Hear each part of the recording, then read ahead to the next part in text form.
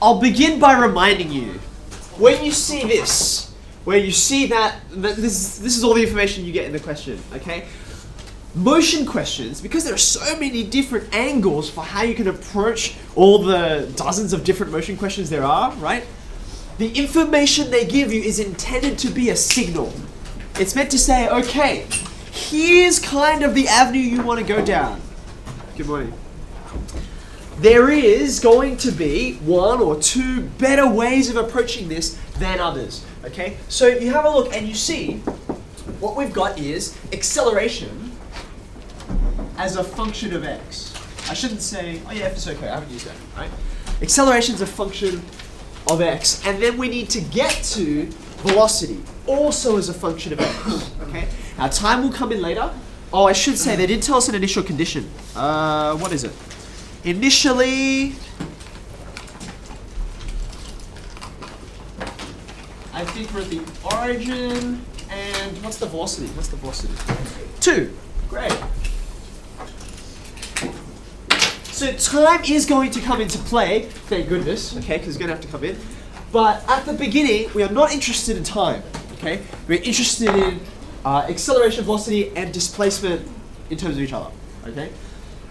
Right, now, when you see acceleration in particular, in terms of velocity, that leads you back to this result. Instead of writing it as a function of x, we need to remember this. Okay, now I'll admit, this particular result, it's quite confusing, to be honest. It's one of the main differences, the primary differences between 2-unit motion and extension 1 motion. This is one of the things, okay? So how do we wrap our heads around it? Let me remind you where it comes from, okay? Acceleration. What's the definition of acceleration? It's how velocity is changing over time, right? So we would write this, how velocity is changing with respect to time. Okay, so that's fine, right? But we want to move away from something with respect to time and get something in terms of x's, right? So we employed chain rule to sort of rearrange this thing. Do you remember? I can write this like so, introduce a dx because that's the variable I'm interested in, okay? Now what can I do to this? What can I do to this? Good, you can see that this thing here, change in displacement over time, that's velocity, right? So I'm gonna rewrite this as this. Okay, there's acceleration, right? And now at this point, this is better, I've eliminated time, kind of, okay? The last thing I need to eliminate is this dv. I don't want it with respect to velocity. I want to differentiate with respect to displacement, right? So how do I get rid of it? Just like in here, I introduced this dx, right? To get rid of this dx, I'm going to have to introduce a dv on the denominator, right? So I'm going to have to differentiate something with respect to v, okay? So what do I differentiate with respect to v that'll land me here? And the answer is half v squared, right? If you differentiate half v squared, you multiply by 2, power comes down, out pops v. Cool, okay? So there's your dv on dx hanging over on the end. dv's will cancel, and there's this result that we're using right now. Okay, so just thought I'd rehearse that because you know, you learn so many formulas and then you're like, okay, it's not that hard to remember this, but you're like, what does it even mean? What's the point of this, by the way? Acceleration as a function of displacement. All kinds of forces, like things that accelerate things, happen in terms of where you are. Like how far are you away from something, okay? Like gravity, actually any of the fundamental forces. Where you are in relation to an object defines what kind of acceleration or what kind of force is acting on you, okay? So that's why these kinds of things come up. So now that we have that set up, how do we use it? Okay, well let's give this a go. So this is part, I'll start down here. This is part 1. I'll just start off by saying, look, instead of acceleration, I'll substitute in this weirdo looking phrase, okay? So the derivative with respect to x, excuse me, of half v squared is equal to this guy.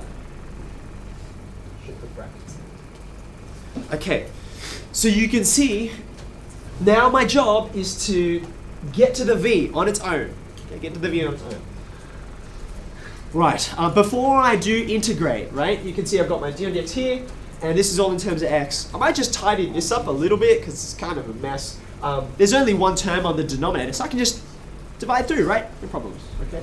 So that's going to give me, let's see, negative e to the negative x minus e to the negative 2x.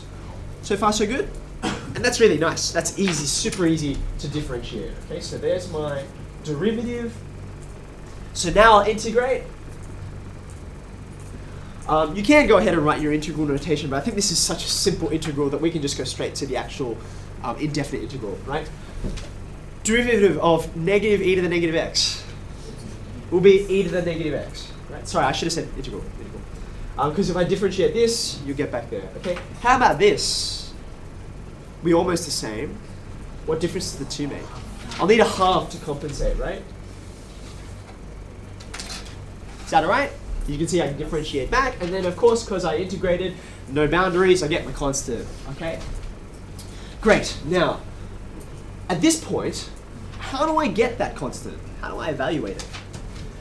I go back to what I know about the initial conditions, right? In particular, I want x and v, so x equals 0, v equals 2. I'm just going to toss that right in now, okay? When x equals 0, v equals 2. Okay, so I've got a half times 4 over there. I've got e to the naught, half e to the naught, and c. Okay, can we see what we're going to get here? That's 1. That's a half. So I've got 1.5 here. What do I go over here? 2. I'm going to take away the 1.5. Looks to me like c equals a half. Okay, you can label that point if you like, but there you go. It's not that hard to see. Okay, brilliant. I've got my constant. Let's stick it back into here. Half v squared plus a half. Okay. Now we've made a lot of progress. This is really good. We've gotten rid of acceleration. We've gotten rid of the fact that it's a derivative. I need to get to just v on its own. Okay. So first we'll get rid of that half. No big deal. Okay. Now this does look tricky, I'll admit, okay? However, you have the distinct advantage of knowing where you need to end up, okay? So, I've got v squared, I've got to get to v. Also, it's a show question, right? You cannot skip any steps. So, how am I going to show that this will arrive here? What can you see? Yeah, this is a square, isn't it? It's a perfect square. It's the square of this, evidently, right? So, just to make that clearer, because I'm trying to prove, right? I'm going to rewrite this. Part of the reason why it's a bit difficult to see is this term should really be at the front, shouldn't it? Right? It's actually e to the negative x squared. That's what it really is. That's why it's a quadratic. Okay? Plus 2 e to the negative x plus 1. Cool. I think that's enough to justify that that's now e to the x plus 1 all squared. Okay? So far so good. Right. Now at this point, I am almost there.